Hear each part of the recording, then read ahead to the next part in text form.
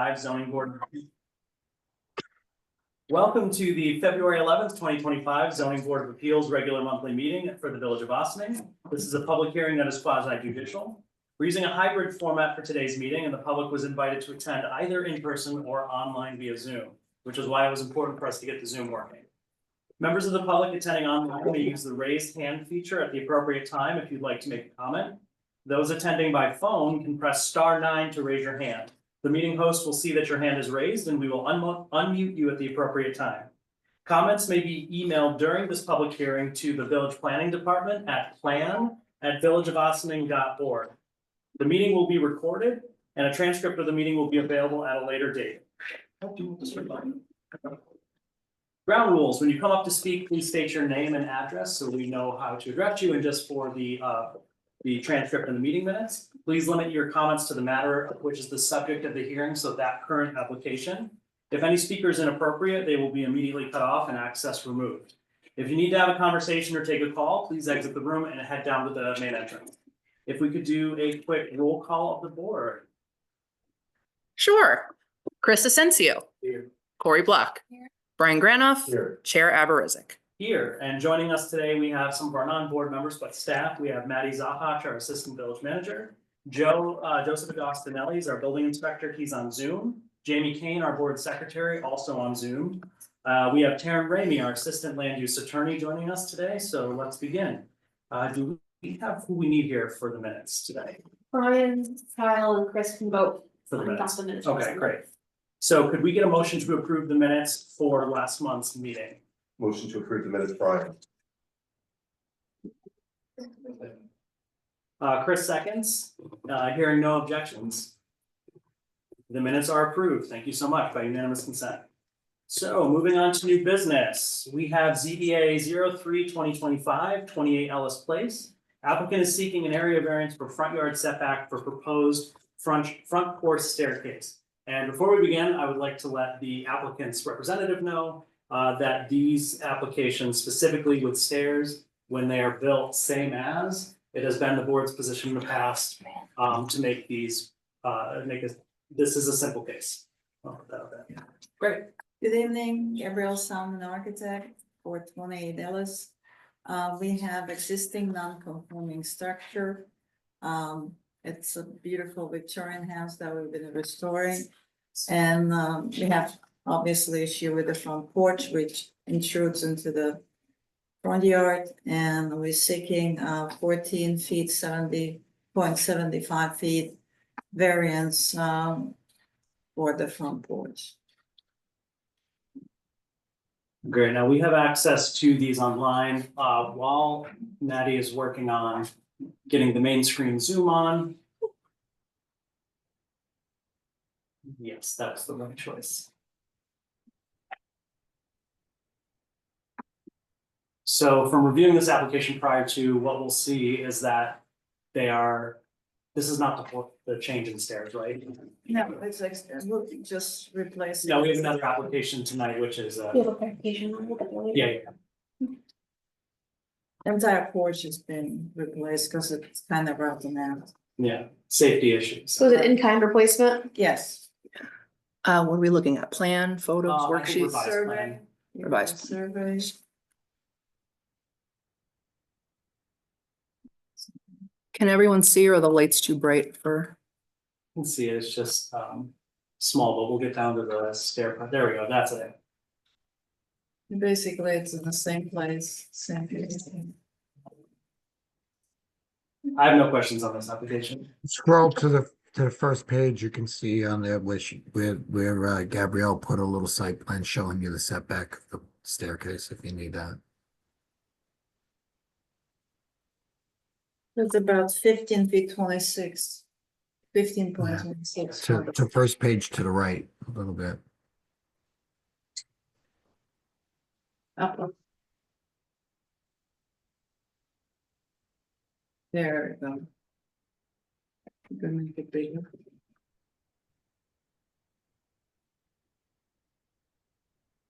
It's a large one though. Up. Scroll the other way. Up. All There right. you go.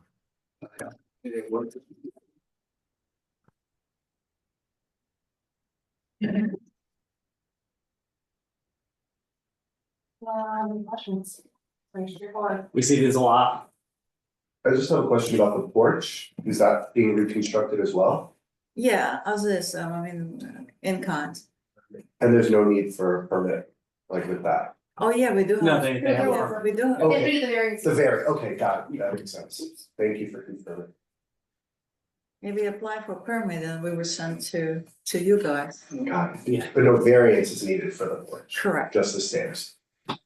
Thank you. It's all. The whole connected. thing. It's all It's all connected, it's all It's related. prior, it's existing non-conforming, but for safety reasons, it's still updated porch, they're gonna replace it in kind, so they're not expanding the footprint of the porch. Yeah. They're building it in the exact same place.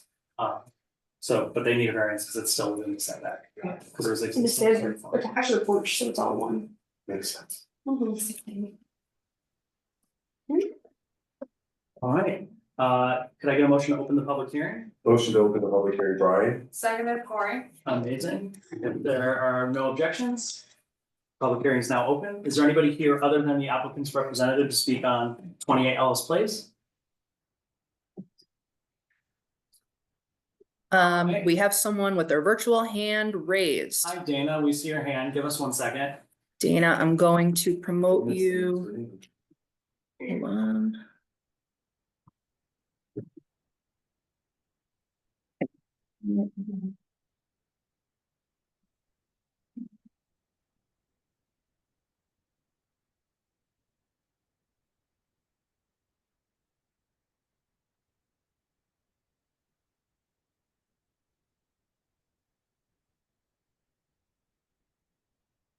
Hi Dana, if you could just turn on your mic and your camera. Hi there, whoop. Hi Dana, if you could just give us your name and address for the record. Hi, my name is Dana White. I live at 24 Ellis Place. All I'm right. next door to Victor. Okay, And I just wanted to say that he's been doing nice work on the house. I'm sure this porch will be no exception. And I hope it has the same historic look to it. That's it. all right, thank you so much. Okay. So from the one comment, just to reiterate, it seems like this would be in line with the other positive impacts. Maintaining the character of the neighborhood. Based on the other work that's being done in the house. Yeah, we improved a lot, yeah, Yes. especially in the back, the whole back was falling apart. Yeah. All right, any other questions from anyone online? All right, hearing none, could I get a motion to close the public hearing? Motion to close the public hearing, Brian? Seconded, Cory. If there are no objections to closing the public hearing is closed. And should we run through the 5 factors on this? We should, because it's your practice to do so. Yeah. You can do it quickly.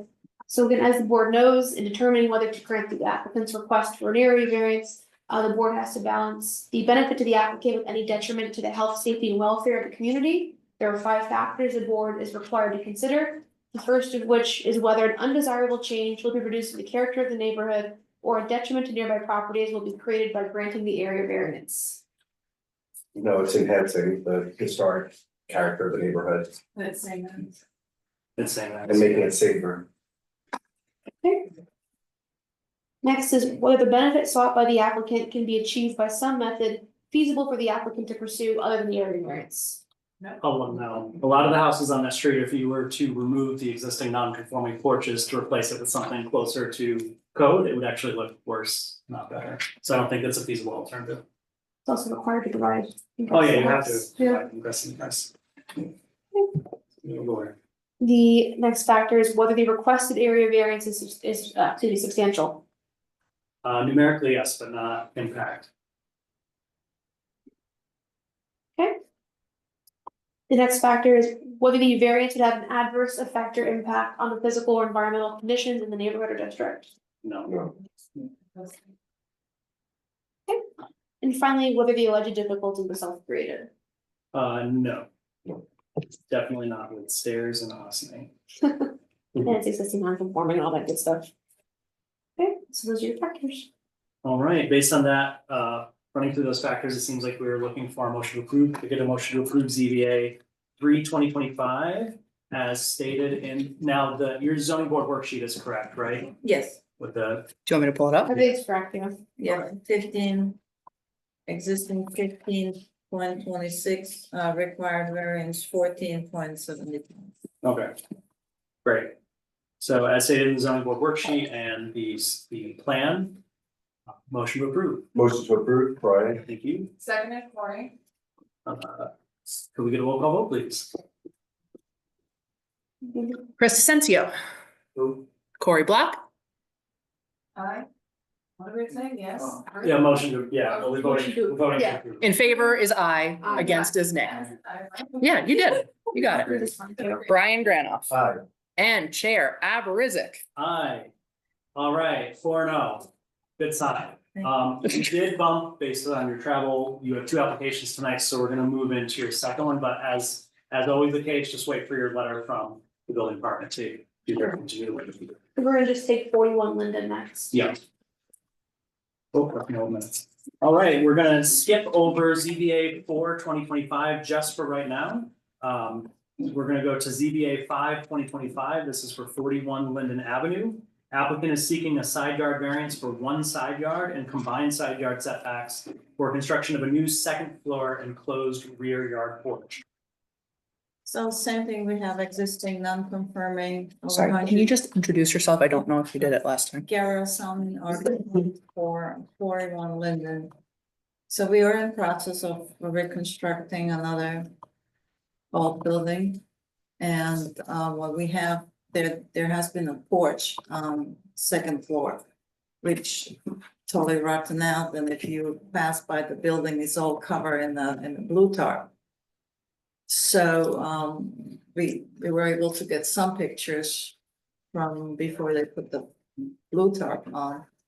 So one side is supposed to be 8 feet and it's only 2.2, so we need the variance of 5.8.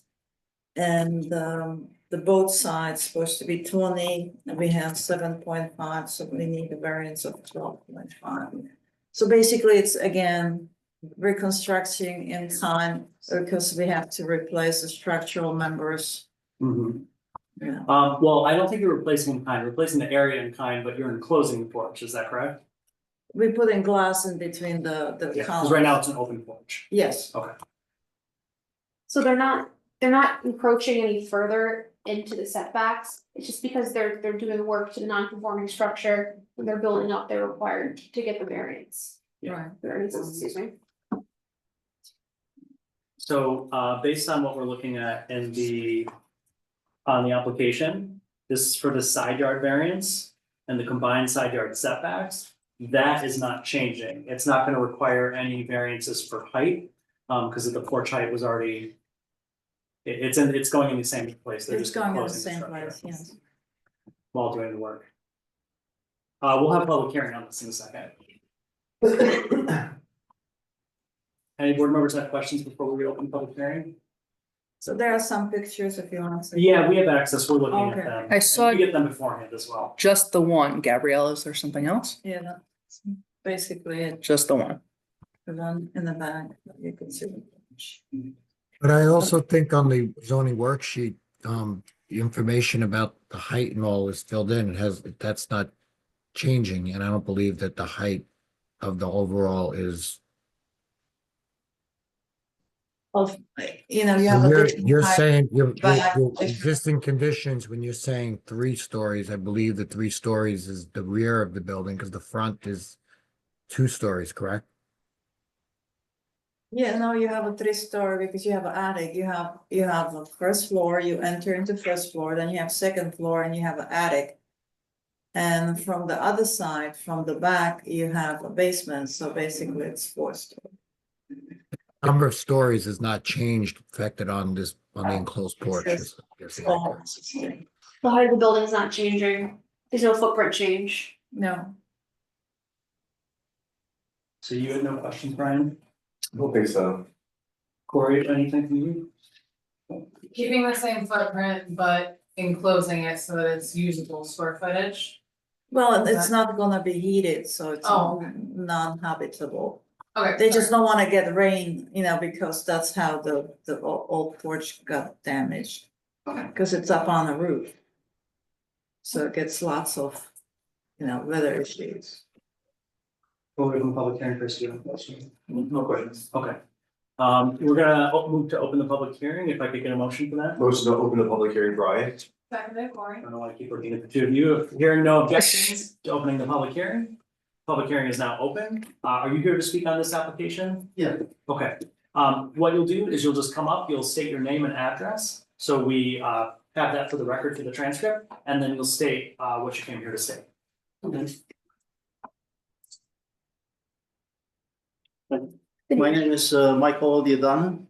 I own 43 Linden Avenue next door. Okay, And the question I have is when what is that they're going to do on the side of the porch? Because he only has 2 feet. based on the plans that were posted online, it looks like the exact layout of the porch is not changing. Okay, They're just rebuilding the porch at the same footprint, but enclosing it in glass so no rain comes in. they're not gonna extend it to the side or nothing.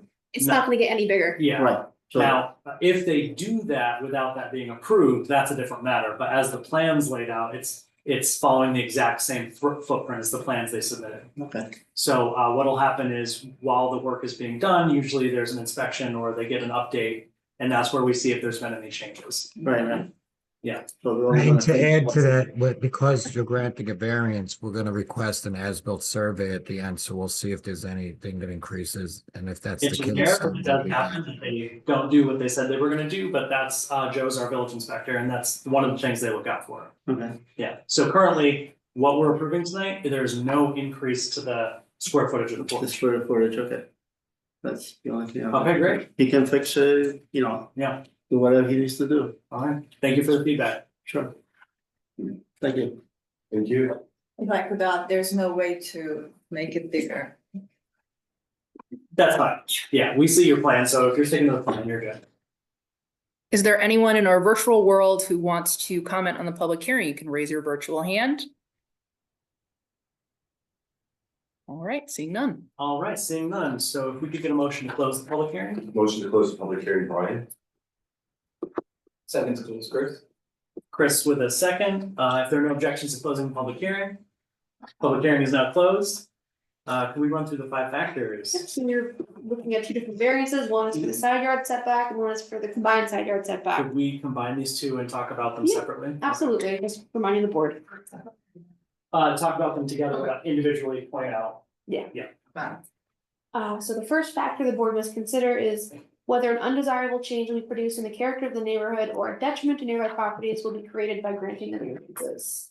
I would say no, because it's gonna remain within the footprint that it currently is in. And I think what the neighbor, his concern was valid, but to me, there's no concern there. For both, yeah, they're both existing, you would say. No greater encroachment. No greater encroachment than currently exists, and since the floor plan is not changing, the setbacks, they're here as a matter of form, yes. Okay, the next factor is whether the benefit sought by the applicant can be achieved by some method feasible for the applicant to pursue other than the area variance. For this one, I have to say yes, although it's not very strong. I think that it is feasible to rebuild it as it was, but I do hear the concern about water damage coming into the porch without proper drainage.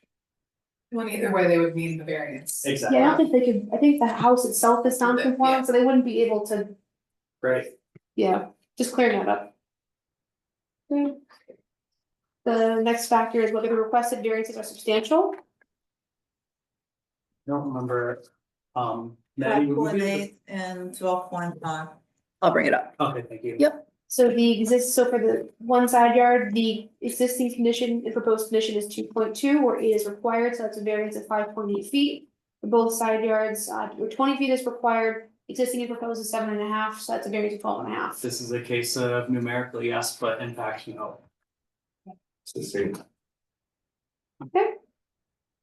Whether the proposed variances will have an adverse effect or impact on the physical or environmental conditions in the neighborhood or district. Seems like it'll improve it. And then the update property, yeah. I agree, no. Then finally, whether the alleged difficulty was self-created. No. It's a existing non-conforming home with a porch that was already there, and for safety reasons, they have to replace it anyway. All right, based on what everybody's feedback was, it seems like we're moving for a motion to approve ZBA 5/2025 for 41 Linden. Could I get a motion to approve? Motion to approve, Brian. Second, Chris. All right, hearing both of that, could we get a roll call vote, please? We can. Brian Granoff, Aye. Corey Black, Hi. Chris Asensio, Chair Aberrizek. Aye. All right, you're 2-0 today. Thank you very Try to much. save- You did better than the You Chiefs. too. Have a good day. All right, do you guys have another application or yours? Okay. Thank you so much for coming out. Get home safe.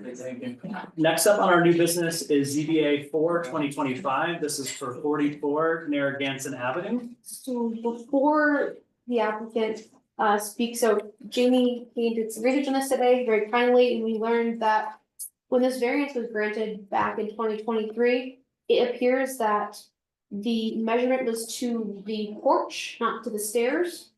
So the applicant is requesting an amendment to previously granted variance. It's an amendment of 3.8 feet to be able to correctly account for the whole variance that needs to be granted. But it's the same plan, so. Same plans. Same plans, the Village of Austining, I believe is unique among some of its neighbors and how we calculate stairs that are just stairs, access to porch. So I think that is why it was left off. I don't think it was done in a negative. I have no It's a words. very- It was inadvertent. It was inadvertent, yeah. So we previously granted the variance for the space, but we need to give a little more just for the stairs. So applicant is seeking an area variance for the front yard setback. A slight difference from what was originally granted by the zoning board in 2023. And yeah, questions, does anybody have questions? Is the on this? applicant Well, here? could the applicant raise their hand, please, so I can bring you over? There we go. Okay. I I appreciate the enthusiasm. Hang on, iPhone. We're making up time. And just for the board's benefit, it's a 30-foot required setback. The board previously granted a variance of 4 feet. And they're requesting a total variance of 7.8 feet, the delta is 3.8 feet. So it is virtually double, but it's double because of the stairs. Okay, iPhone, if you could unmute, turn on your camera and introduce yourself, that would be great.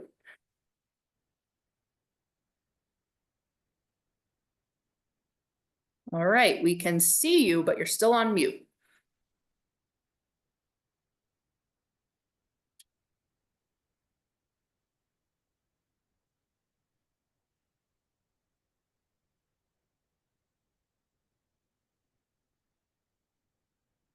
So on mute. So you're on an iPhone. If you tap the screen, the mute button should pop up.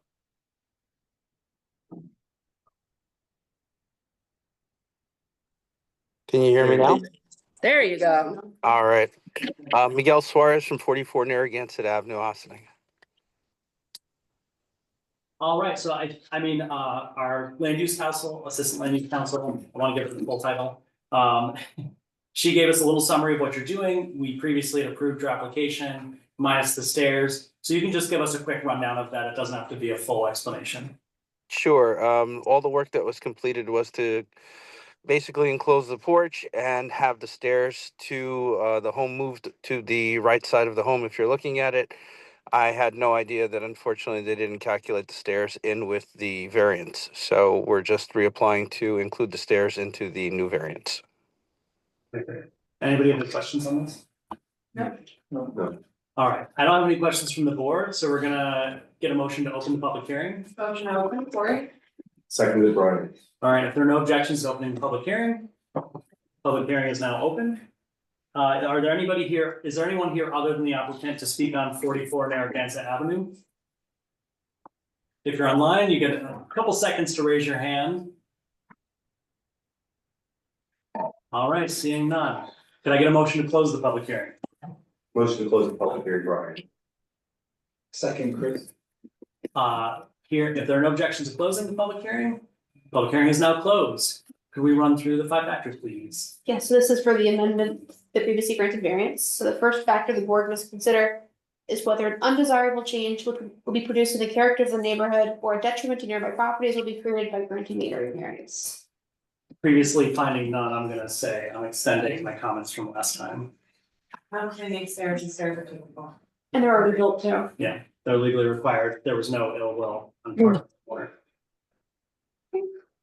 Next factor is whether the benefit sought by the applicant can be achieved by some method feasible for the applicant to pursue other than the area variance. No, not anymore.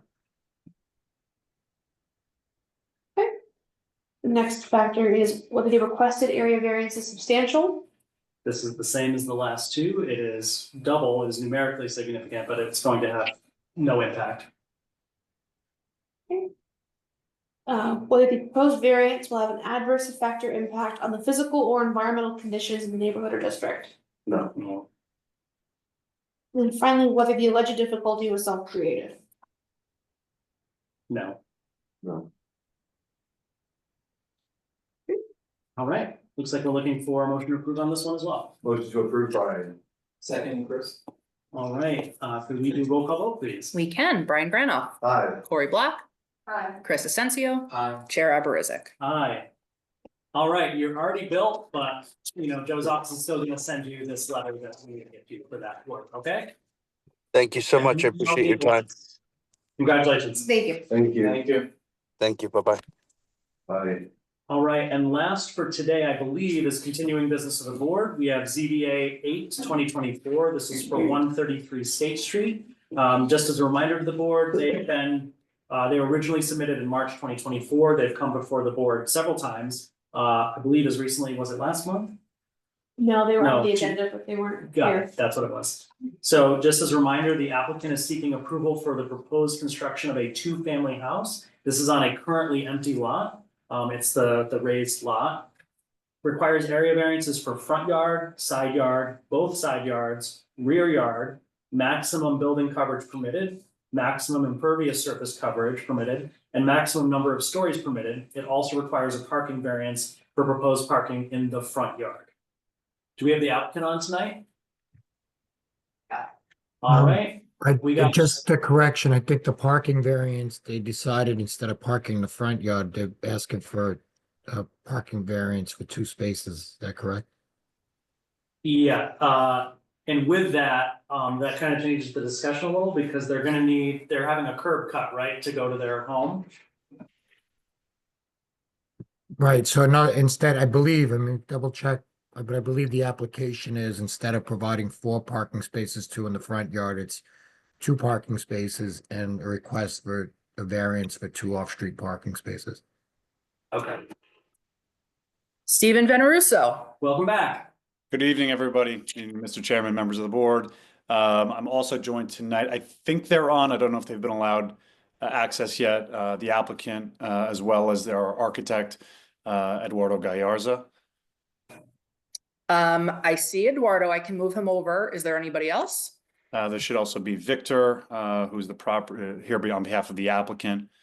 Victor, if you're in, if you could raise your hand so they could identify you. Oh, there's Victor.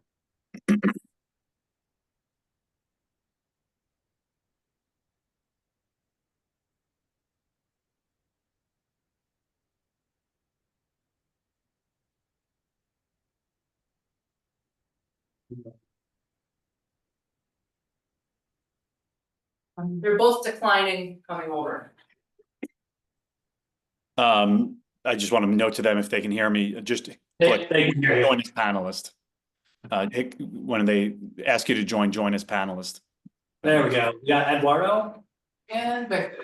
and we're just waiting for Victor to come over. Yep. There we go. Perfect. So again, thank you, members of the board. This project, 133 State Street, we were last before the board several months ago. This has been a kind of a longstanding project that we've been tweaking and hearing the comments from the board at our last meeting several months ago.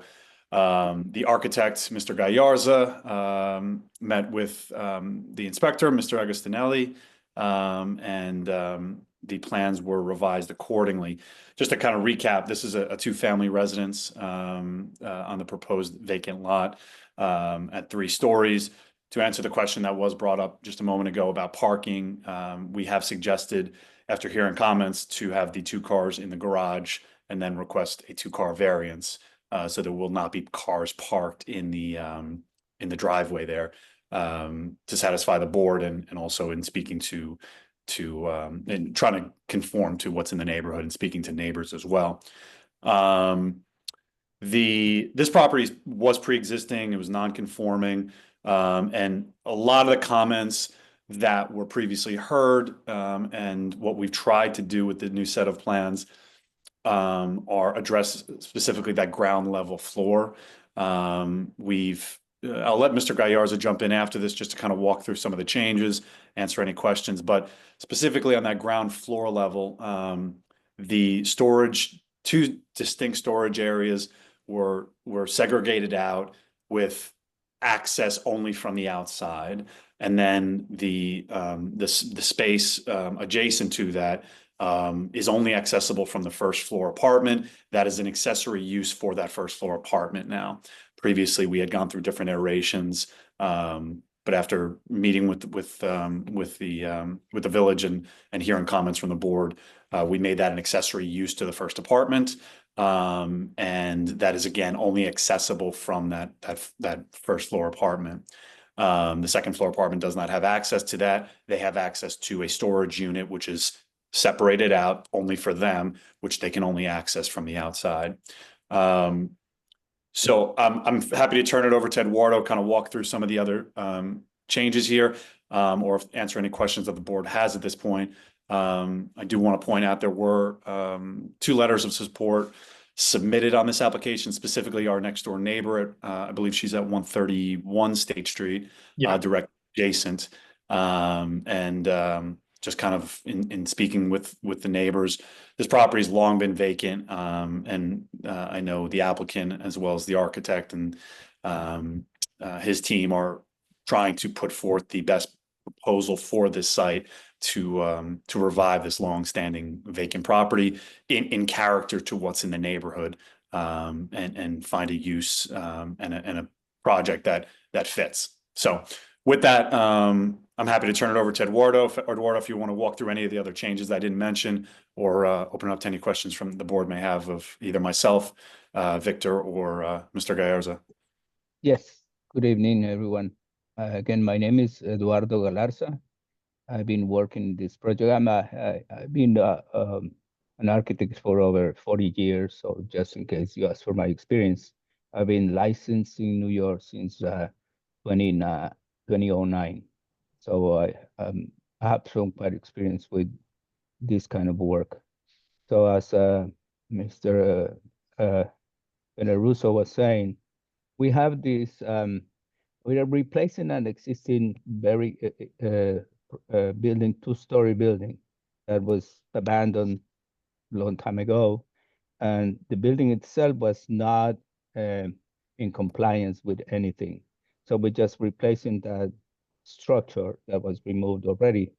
And we are proposing this building trying to be within the setbacks of the zoning. But, you know, unfortunately, we would like to have more space, provide for comfortable rooms for the new owners. So with that saying, what we are saying is that we have this apparently 3-story building, as is shown on the elevation. But we have on the first story, which is the ground story, we show a 2 garage area, entry on one side, on the left side. We enter to the first story, which is the apartment number 1, unit 1, and then continue to the second story, which is apartment number 2, unit 2. So regarding the height of the building, as you can see on the side, on the left side of the building, the height of the building, the medium height of the building is 31 feet 2 inches, which is very much within the 35 foot required. So the parapet is just about 1.5 feet, a little higher than the average height. That's basically regarding the height of the building. Now, if we turn to page 100, page A100.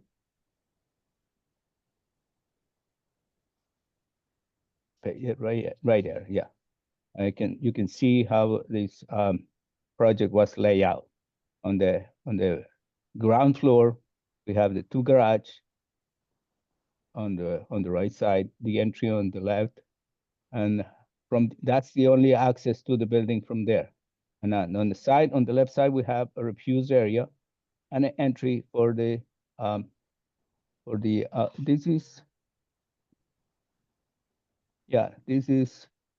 this is for the entry for the storage area on the back. I'm afraid, let's see, I'm afraid that's not the correct drawing. I don't think that's the correct drawing. Hold on one second. Yeah, there's a difference in looking now between plans and the other, like. That's it. That's This fine. is Okay, it. sorry about that. This is it, yeah. Okay. Yeah, that's the one. Yep. Yeah, this is the one. Yeah, okay. As you can see, yeah, right here. Here's the 2 storages, 1 for each apartment, each unit. That's an independent entry for the storage area. Now, this is a family room on this side. And then at the back, we have a mechanical room service for the entire building right there. Okay, this area over here, which is about 500 square feet, is accessory. We call it family room. It's accessory to the first floor, which is going to a little to the left now. There's two apartments. One apartment on the first floor. We move to the left a little bit. We can see the layout of each apartment, which is very much the same.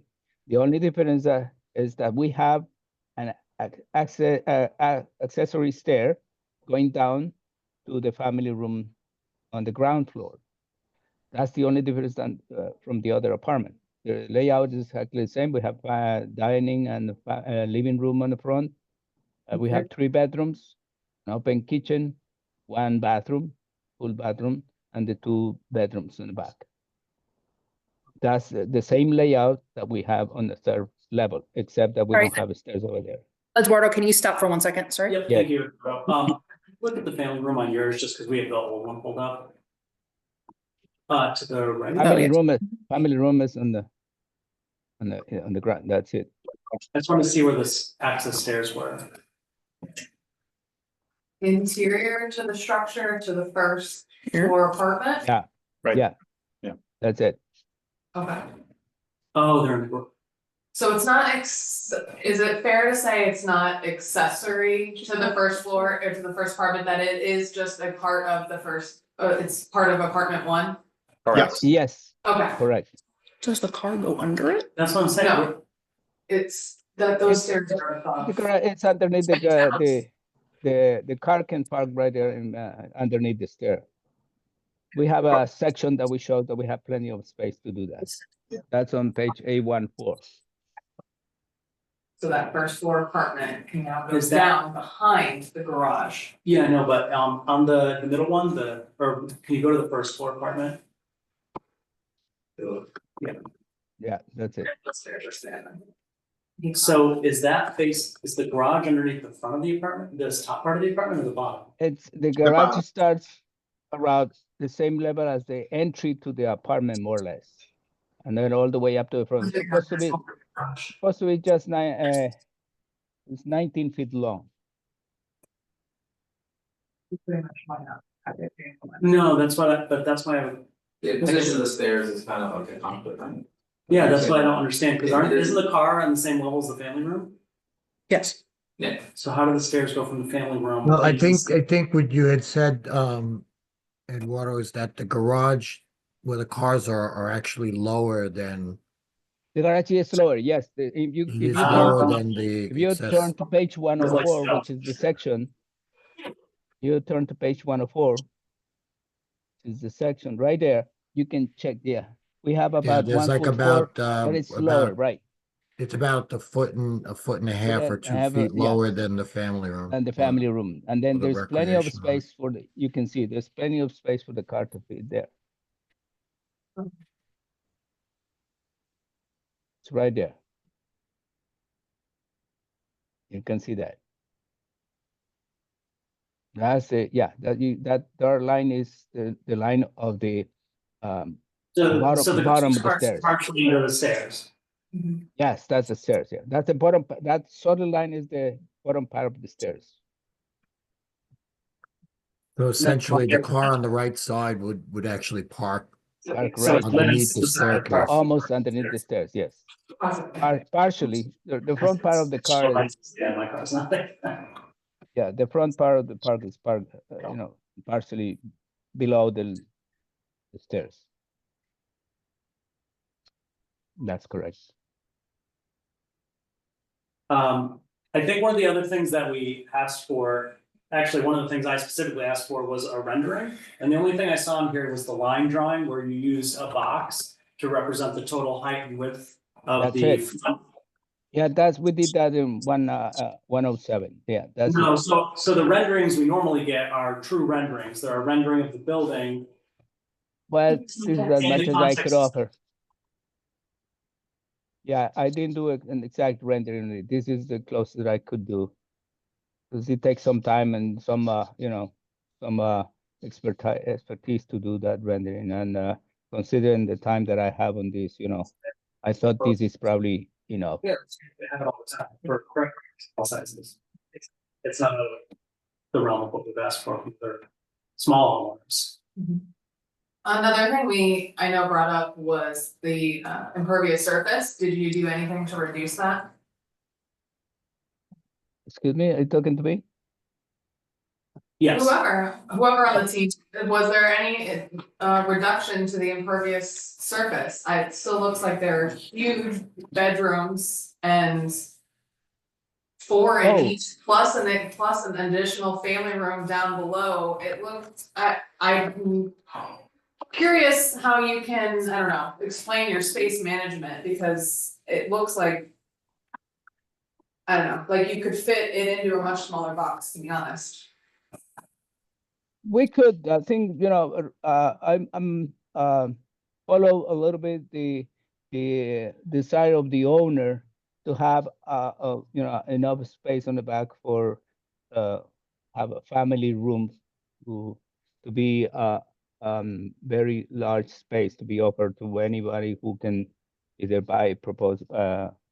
prospect buyer or renter, whatever it is. That's the reason to have that. And we don't, his idea was not to use the whole thing as a garage.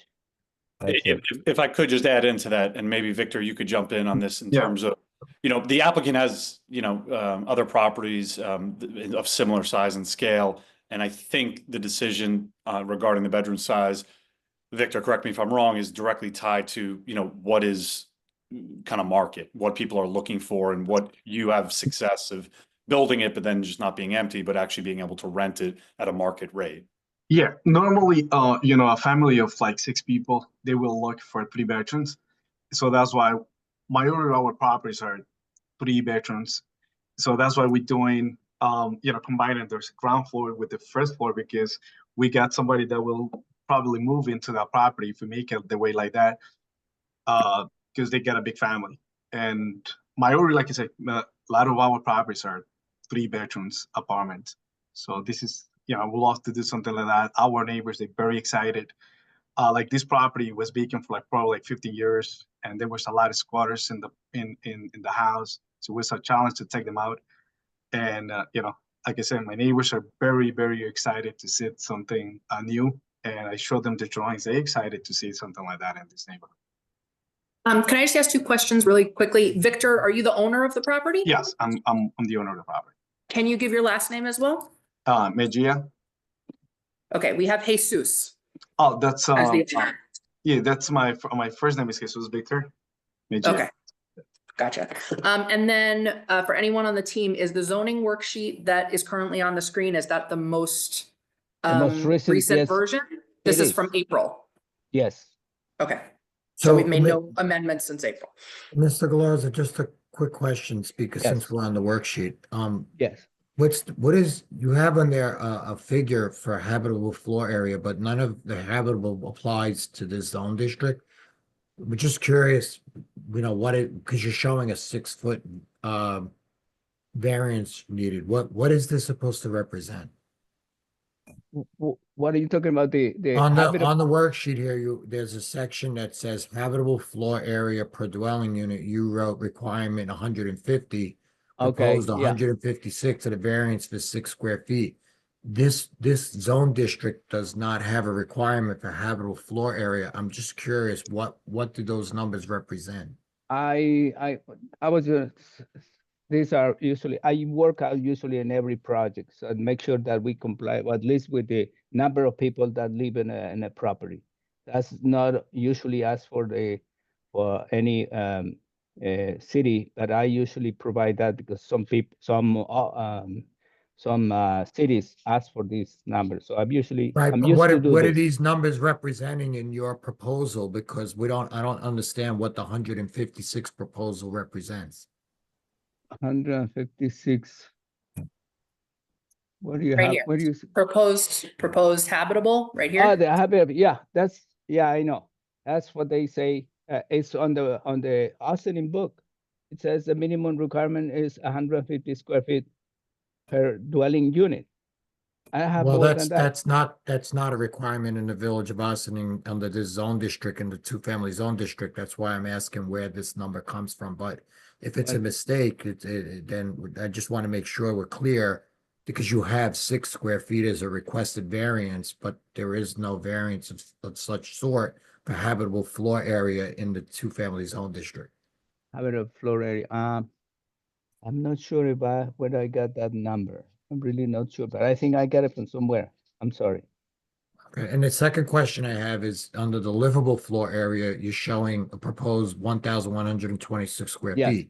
that's But you have the- two apartments. Which apartment does this represent? That's the And largest floor what area. is the number required? What is the amount for the second apartment? Because I'm assuming this is representing one of the 2 apartments. Yes, this the largest apartment has 1126 square feet. So this is the apartment on the first floor, On the- including Oh, no, the this is, recreation room, or no, is it's this the not, second no, floor? no, I'm sorry. That's also, it should be added. Should be added, 506 square feet should be added to that, becoming the largest floor area. You're correct. Okay, so this is representative of the larger apartment, which is The the one larger on the apartment. first floor, and it's not 1126, it's That's 1126 correct. plus That's 500. correct, yeah, that's something So that, that apartment in its essence is proposed to be about 1,600 square feet. 1600, correct. The entire unit, yes. I'm sorry, I left out that number there. And just going back to the question from the board regarding the impervious surface, again, I would just kind of reiterate, it's not that we, are inherently opposed to reducing the size of a building when possible, but I think in this instance, a lot of it, again, is market driven in talking to the applicant of what actually sells. Again, you're dealing with a vacant property of as far as I understand, decades, with a squatting situation at different times. And to make it economically viable to develop this site, I think that was kind of driving the decision, specifically regarding the bedrooms, count and as well as the size of those bedrooms. Well, That's correct.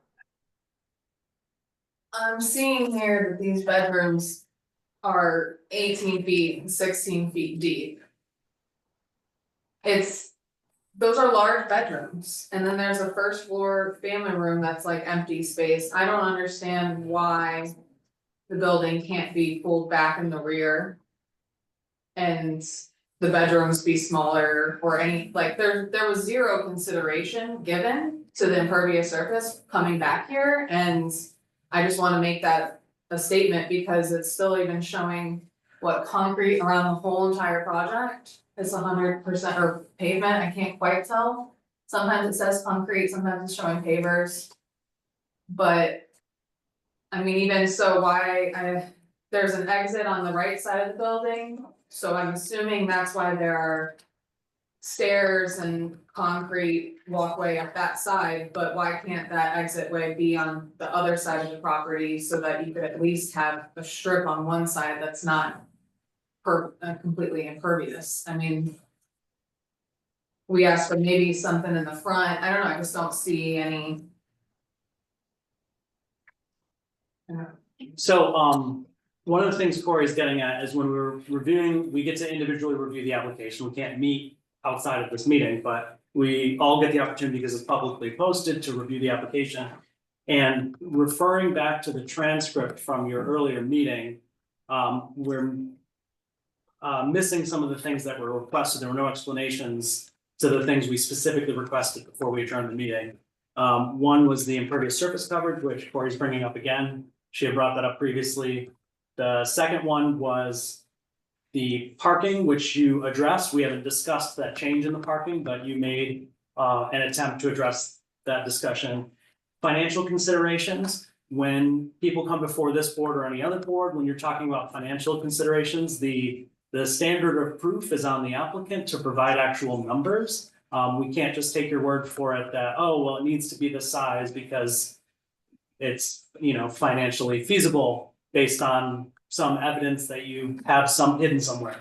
So most applicants, whether it's an individual homeowner, single family home, it's a pre-existing, non-conforming 5-family home in a 2-family district. In all of these cases, when you bring financial considerations in, they always provide dollars and cents proof, and it can't be made up, it can't be manufactured. So there's ways for us to look at what's being sold in the market, what those values are to see if they're realistic. So I think the questions are coming from a place of, if we were to vote on this tonight, and you were okay with that, I don't think you're in your best position necessarily for an approval, but until we all discuss it and vote, we can't decide that in advance. So to get you to satisfy the things that were requested, put you in a better position to get what you're seeking to do. I think just to sum up what the chair is saying, what the rest of the board is saying, you've been requested to provide feasible alternatives, evidence of feasible alternatives, and the board isn't seeing that you even really considered any alternatives. I think they'd like to see what does or does not work. If it does not work, why doesn't it work? Anything that's counter to what you're saying or supports what you're saying, we need to see proof of that. So financial, where are the financials? We get them with almost every property like this. That's a multifamily new development. Understood. So I can circle back with Mr. Gallarza and see, and as well as the applicant, and as far as the, it sounds like specifically relating to the impervious surface, whether or not there can be a decrease in the overall structure, which would then obviously result in a reduction in the impervious surface. And if not, see if we can provide proof of why not. Yeah, I would suggest that you look at our prior decisions within the past year that also included 3-bedroom units or multifamily units, because you'll have a lot of good guidance in there from people who've gone through similar projects on vacant and non-vacant lots. Understood, and will do.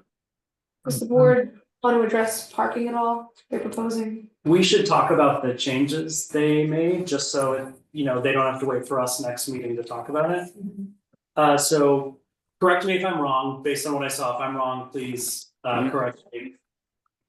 Previously, we were looking at 2 cars in the garage and then 2 cars parked in front, tandem parking, with one side belonging to one unit and one side belonging to the other unit. Based on your discussion with the neighbors, comments in the room, you've decided to change that request to be a variance for on-street parking, but you would still need a curb cutout, correct? Yeah. That's correct. Okay. So for the board, I think the 2 considerations are either the cars were parked in the front and have a curb cutout which takes about 2 spaces off the street. Or in the new thing they're proposing, they need a variance regardless. The alternative is they have a curb cutout taking away 2 spots, and we have to give them a variance for 2 more spots on this street. So we're looking at either 4 on-street parking spots being used or taken away, or just 2, and that's front yard versus not. Do you think that's an accurate summation? Yes, I do, Mr. Chairman. All right, cool, It's a matter of whether the board would rather grant a variance for front yard parking versus on-street parking. correct. I would just say, I guess, to the chairman's point, it seems like you're taking up a lot more spaces on the street by having curb cuts that are large and top of parking on the street. And there was no consideration or nothing different was handed in plan wise.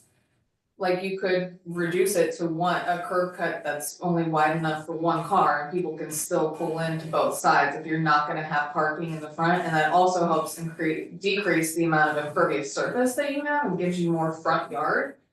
So as it stands right now, I would definitely not approve, I wouldn't consider this as it is because they can reduce the amount of room they're taking to allow for more on-street parking, if that makes sense. So can I ask a clarifying question? Yes. Because I understand everything you're saying. It's hard to, just, yeah. I'm usually the one that's all about impervious surface coverage, even though it's one of our, well, probably 2 of our considerations. What would your opinion be of them replacing the material with what the village considers pervious surface coverage for the parking in the front? Whether or not. That it's was parking. one of the questions I was gonna ask Mr. Galarza. When you say brick or concrete pavers, is this pervious pavers, or are you saying it's still an impervious surface? They're supposed to be pervious, So pervious. when There's- you put on your worksheet that you need a variance for 38%, even with that entire driveway being pervious pavers, you're still at that same request of variance because your building coverage request is 10%. But I believe your impervious surface is 38%. That would lead me to believe that that entire parking area in the front is not going to be pervious pavers. Because the That would be number up- would be, the number between those two would be closer because the only additional Mhm. coverage of the impervious surface is going to be those concrete walkways on the side. Yes. But you're showing a difference of 28%. If I was calculating those numbers, my assumption would be is that you're not calling that driveway in the front pervious. But I think it was considered pervious. I may have to double check the numbers right now. Okay, I'm so I sorry. would look into that because that would make a Yes. difference since the board is bringing up the conversation about the impervious surface coverage. And the second Correct. question is for the applicant. I think if I recall, when one of the questions that was asked by the board in previous meetings was, you could have essentially proposed that the 4 parking spaces be tandem, but be within the building. But your choice was to say to create 2 parking spaces and the rest of the space in the back portion of that level to be this additional recreation room with a bathroom for the first floor. You've not really addressed the reason why that is more of a necessity than the parking.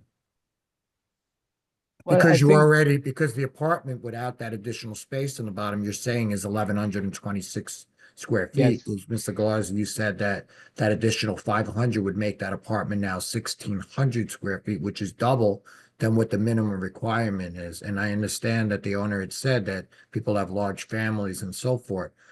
But the question is that additional space on that first floor more important to give to that apartment and explain why than creating enough parking spaces where you wouldn't need to come to this board for a variance for parking?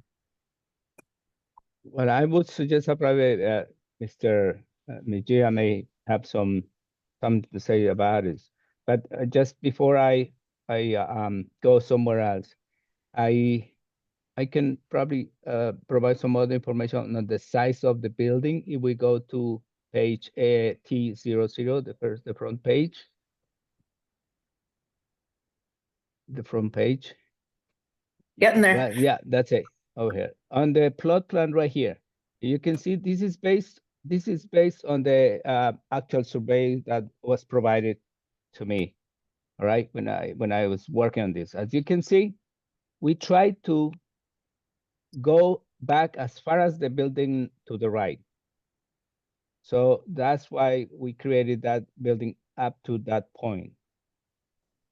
And we have to be, it's right here, right there, right to where the next door building to the left, the 2-story. We just went back to that building. That's how we spoke to the owner, just to go back to that building. Because if that building was allowed there, so we could probably work that out with with our property, with our building.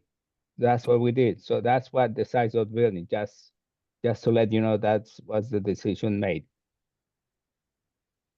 So that's Okay, probably but the question is that the square footage that you have in that space that you're calling a recreation room actually is enough square footage and then some to accommodate 2 additional parking spaces for the garage. And the question was asked was what, I think in the past you had said we like to create storage, they want to put their bikes there and so forth. And you're providing about 44 square feet of storage space for each one. So if you look at your overall layout of that plan, the size of 2 more spaces, 18 by 9 feet for 2 spaces, can be accommodated within that space and still have space to create, maybe not a bathroom, but space to create storage rooms in the back of that. I believe that was something that was discussed in the past. Why are those, where you can create 2 additional parking spaces, why they're not being provided there? And I don't believe that's ever been really answered, other than saying we'd like to have a recreation room and a bathroom for that apartment. So Victor, if I could, maybe I think you want to jump in on this point. So, the property is on a hill. So if I excavate more, I have to do shoring for the property on my left side and also for my right and left side. So then that would throw off this project.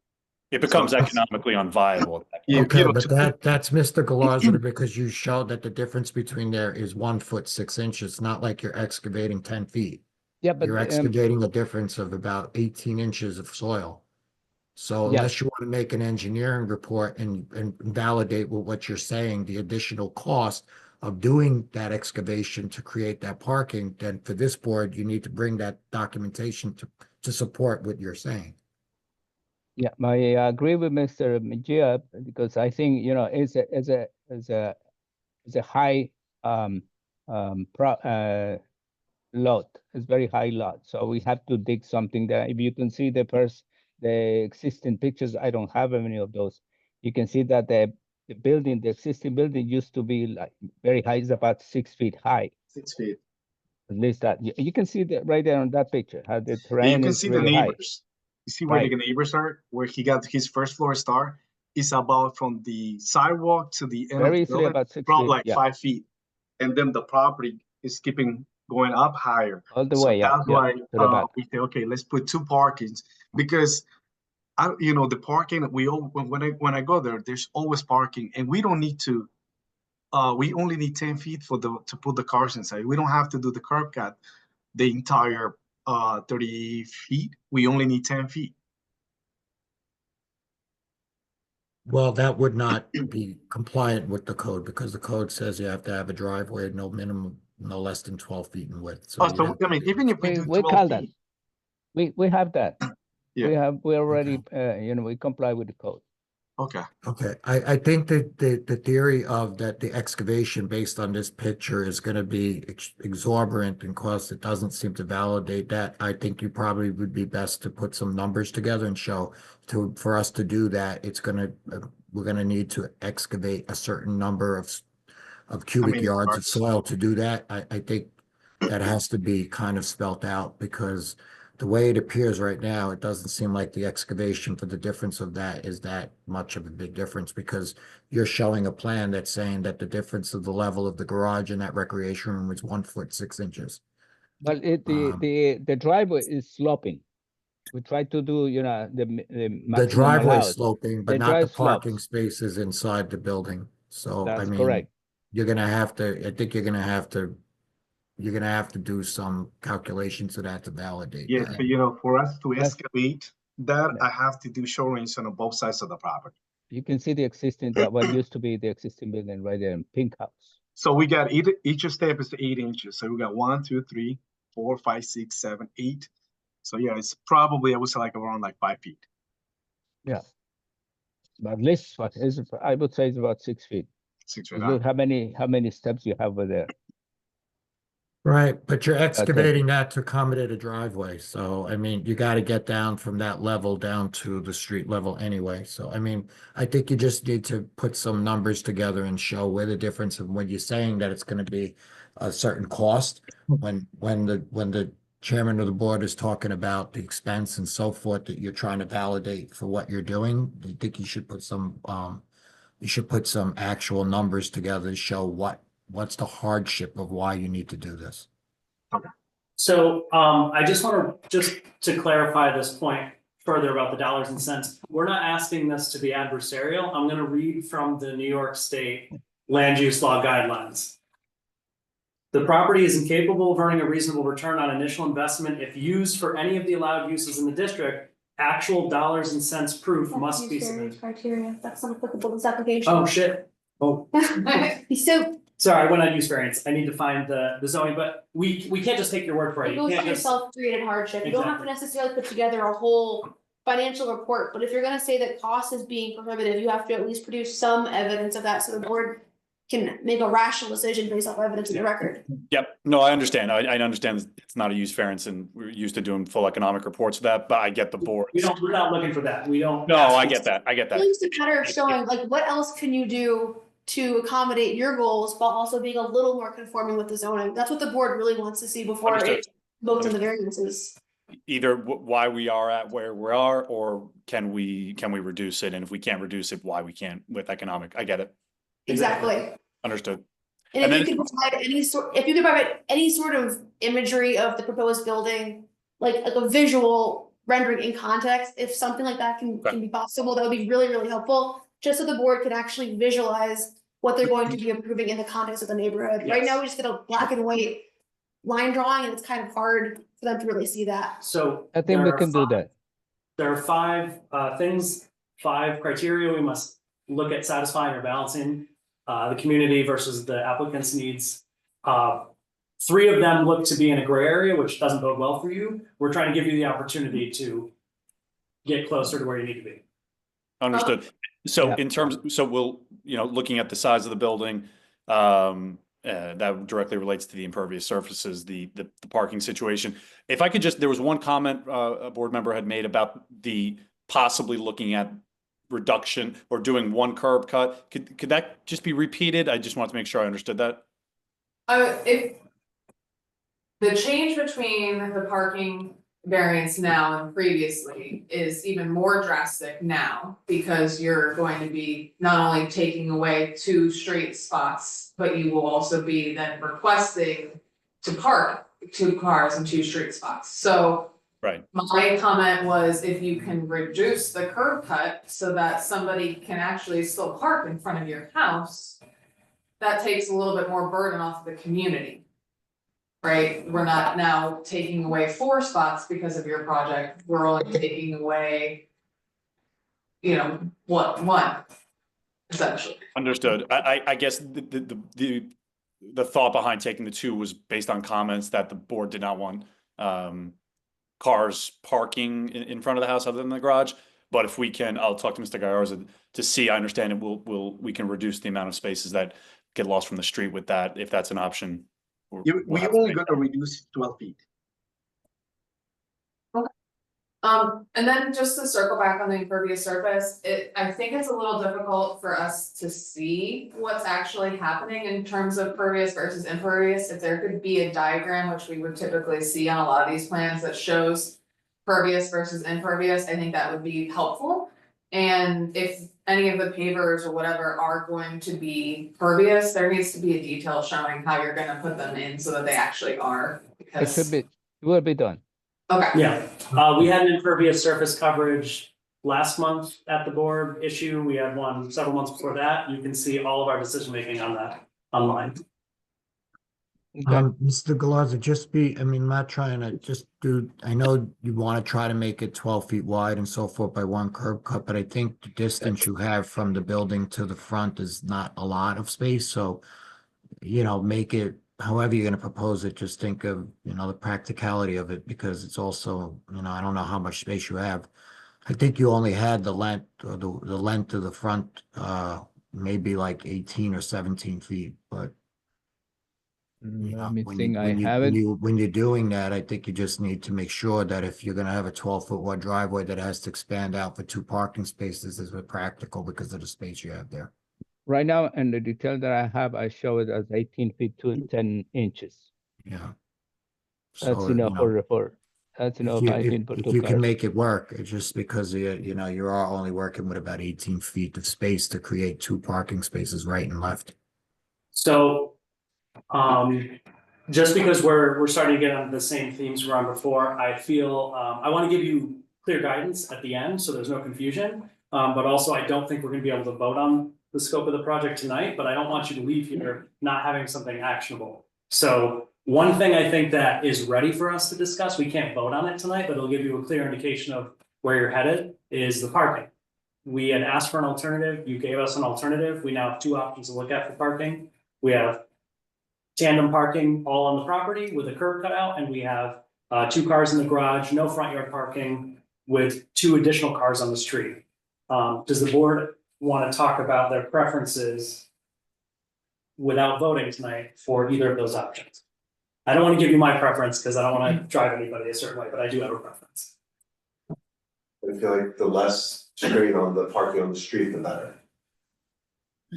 I see the strain, and there's also the concern, circulation, right? We talked before about giving accessibility for in case of emergency, for some vehicles.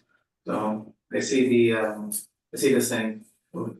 So I think you and Brian are in agreement that your preference would probably be tandem parking on the property, In the front yard. in the front yard. Corey, what's your take? Pervious surface coverage aside, just for parking spaces. Cause I 100% agree with you about pervious. But they're intertwined.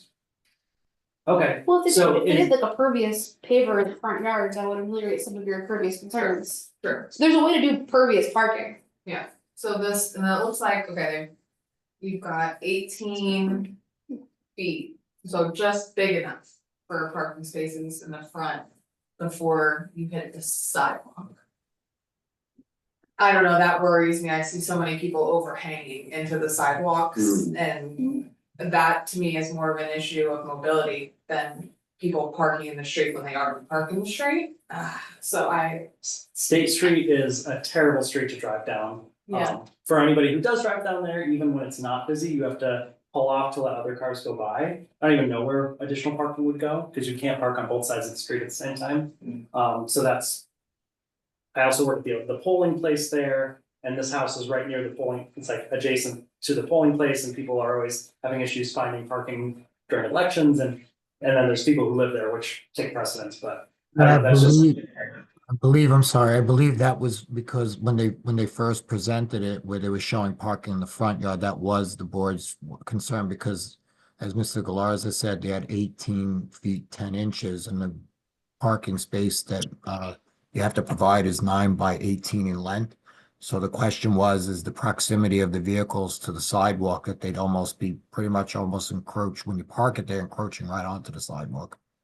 So, from what I'm hearing, and based on experience here, I think there's a change you could make that would not be as dramatic as putting all 4 cars under the home and those costs associated therein and what you would have to prove, but would also meet what the board is saying, and that would be push into the family room 6 or more inches, which would give you that buffer from the sidewalk, because right now you're right on the edge of the sidewalk for the legal requirement. And then I foresee, based on what we're saying, pervious pavers on the driveway, tandem parking all on the property, no additional off-street parking, everybody's on your property. You're pushing in just enough so that you're not abutting the sidewalk with bumpers sticking out. I see 2 of the 3 issues taken care of that we discussed tonight, at least. Yeah. unless I'm mistaken, what we just discussed. No, it's very I helpful. think I understand, yeah. Yeah, I understand. One question I could ask is, if the board can answer it, I don't know if you can. As it relates to the size of the bedrooms, is the concern limited to the impervious issue? In other words, if we can reduce that impervious and show that numerically it's a small ask, is the bedroom size issue limited to that? If we can reduce that variance numerically down I think significantly? all a reduction, whatever you could do to reduce the size of the overall building, I think it would help impervious, but also setbacks, your building coverage, but definitely impervious is a concern. So you don't want like a market study from them?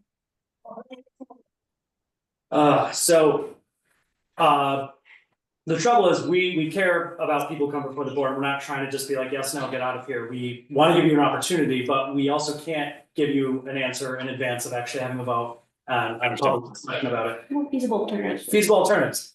One of the questions we're gonna be asked is, have you explored feasible alternatives? In the case of the parking, you did. That gives us something to talk about. We just did. I have a good sense that you're on a good path there. With impervious coverage, part of that is, the footprint is with, clarifying which parts of the property are actually pervious and impervious. Even on single family homes, we normally see that. We assume in the footprint of the home is impervious. But with decks and what's underneath the decks and what the driveways are made of and any patio spots, they usually show us so that we can comment on that. So I think that was the second thing.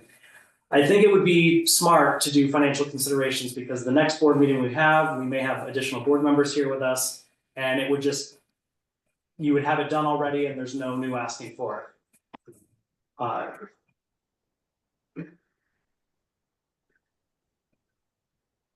Understood. And We do look at the numbers and we do compare those to real numbers in the community. So we don't just take your word for it. We actually look at those. Understood. We'll work on that. Do you have any other questions before we adjourn today? No, I think we're good. Victor, I don't know if you have anything else. I think we understand. Okay. All right. Awesome. Do we have to open and close the public hearing or open and adjourn the public hearing? You should do. Okay. All right, gentlemen, thank you so much. We're gonna open the public hearing, see if anyone has to speak. We'll adjourn it. If not, and then we'll see you at the next scheduled meeting. And the things that we discussed at the end, I think that's all we're looking for to make a comfortable decision. We'll get that in as soon as possible to be before this board next month. Yeah. All right, thank you.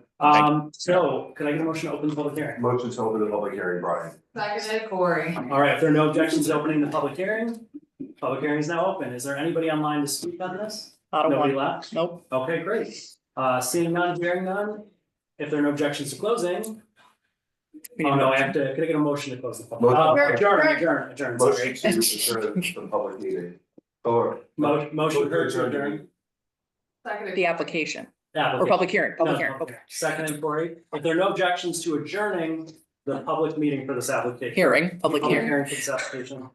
It is now adjourned. Do we need to motion for Motion to adjourn. the meeting. meeting? Okay, Motion to adjourn the meeting. Motion to adjourn the application. The application, then you have to adjourn the meeting, sorry. okay, yes. Motion to adjourn this case, Application. application, Brian. Second, Chris. Thank you both, Brian and then Chris. Hearing no objections.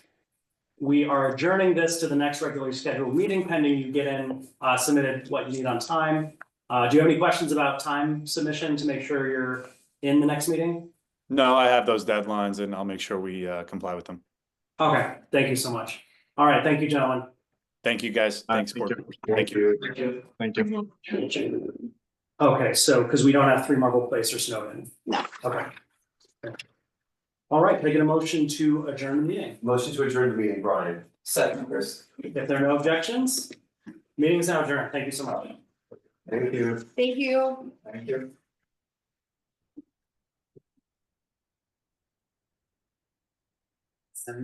What frustrates me Great is questions. the board since day one has been asking for feasible alternatives. Yeah. This is the same conversation we've had since March. Also, literally no change, None. impervious surface None. proposed. But I really, The way, my the way that I'm responding